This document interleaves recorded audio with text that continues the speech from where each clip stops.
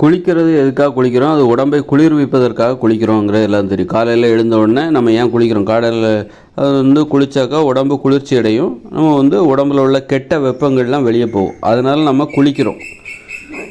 புற உடலை குளிர்விப்பதற்காக நம்ம குளிக்கிறோம். அப்போது காலையில் எழுந்த உடனே நம்ம இன்னொன்றையும் செய்யணும். 1 லிட்டர் தண்ணி குடிக்கணும். அப்போது உள்ளுடல் குளிர்ச்சி அடையும். உள்ளுடல் குளிர்ச்சி அடையும். புற உடலை குளிர்விப்பதற்காக நம்ம பாத்ரூமில் போய்ட்டு நம்ம நல்லா 2 பக்கெட்டில் தண்ணியை வச்சுட்டு நல்லா புற உடலில் குளிர்விக்கிறோம்.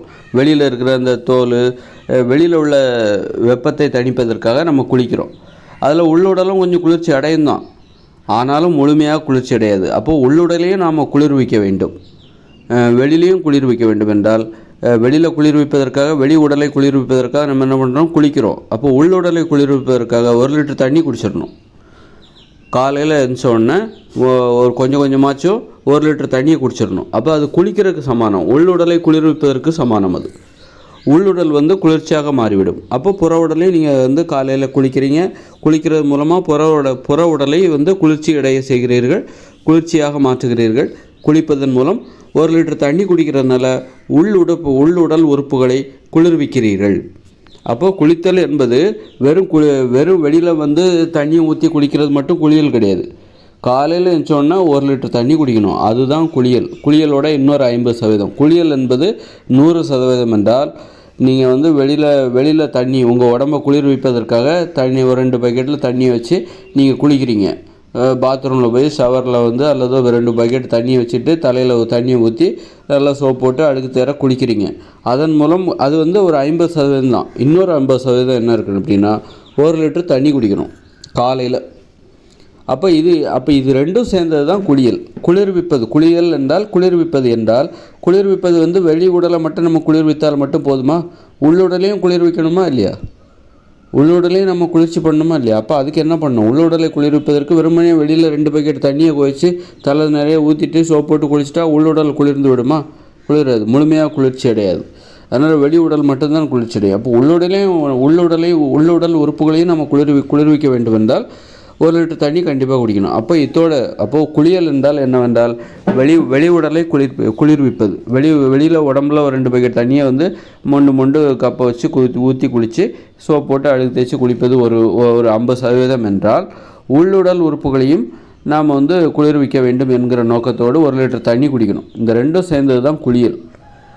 இது நல்லா தெரிஞ்சுக்கணும். இப்படி புரிஞ்சுக்கிட்டால் தான் உள்ளுடலை நாம் குளிர்விக்க வேண்டும், புற உடலை குளிர்விக்க வேண்டும்.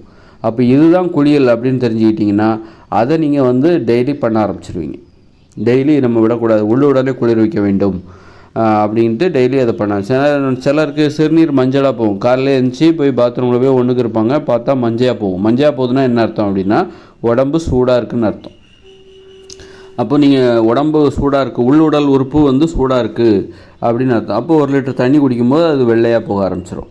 அது மாதிரி குளிர்விக்கணும், உடம்பு குளிக்கிறது ரெண்டும் சேர்ந்தது தான். 1 லிட்டர் தண்ணி குடிக்கணும், அப்புறம் வெளியில் குளிக்கணும். இந்த ரெண்டும் சேர்ந்தது தான் குளியல். குளியல் என்றால் குளிர்வித்தல்.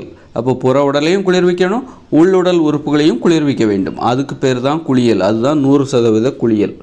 இதை நல்லா தெரிந்து கொண்டு தினமும் இந்த இப்போ இதை தெரிஞ்சுக்கிட்டு நம்ம தினமும் இதை நம்ம சரியாக செய்யணும். இனிமேல் குளியல் என்றால் குளிச்சிட்டியா அப்படின்னா என்ன அர்த்தம் அப்படின்னா 1 லிட்டர் தண்ணி குடிச்சிட்டியான்னு அர்த்தம்.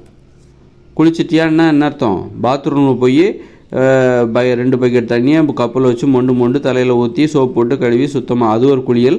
குளிச்சிட்டியான்னு கேட்டால் அதுவும் அர்த்தம், அதில் இன்னொரு அர்த்தமும் இருக்குது. 1 லிட்டர் தண்ணி குடிச்சியா, இந்த ரெண்டும் சேர்ந்தது தான் குளியல். அதனால் குளிச்சிட்டியா அப்படின்னா இல்லைங்க நான் பாதி தான் குளித்தேன், பாத்ரூமில் போய் தண்ணி மட்டும் தலையில் மொண்டு ஊற்றி சோப் போட்டு அழுக்கு தேர குளித்தேன், அந்த 50% தான், பாதி தான் குளித்தேன், 1 லிட்டர் தண்ணி நான் குடிக்கலை, அப்படி அரை குளியல் தாங்க, இன்றைக்கி முழு குளியல் இல்லை அரை குளியல் தான் அப்படின்னு சொல்லிடணும். நீங்கள் இன்றைக்கி முழு குளியலுங்க, நான் முழுசாக குளிச்சிட்டேன் அப்படின்னா என்ன அர்த்தம்? ரெண்டையுமே செஞ்சுட்டிங்க. 1 லிட்டர் தண்ணியும் குடிச்சிட்டிங்க, தலைக்கு தண்ணியும் ஊற்றிட்டீங்க. தலைக்கு தண்ணியை ஊற்றி நல்லா அழுக்கு தேர ஒரு 2 பக்கெட் தண்ணியை கப்பை வச்சு மொண்டு ஊற்றி குடிச்சிட்டிங்க, அது ஒரு குளியல். அப்புறம் 1 லிட்டர் தண்ணி குடிக்கிறது, இந்த ரெண்டும் தான் முழு குளியல். மற்றெல்லாம் அரை குளியல் தான். இப்போ அரை குளியல் தான் பெரும்பாலும் உலகம் முழுக்க நடக்குது.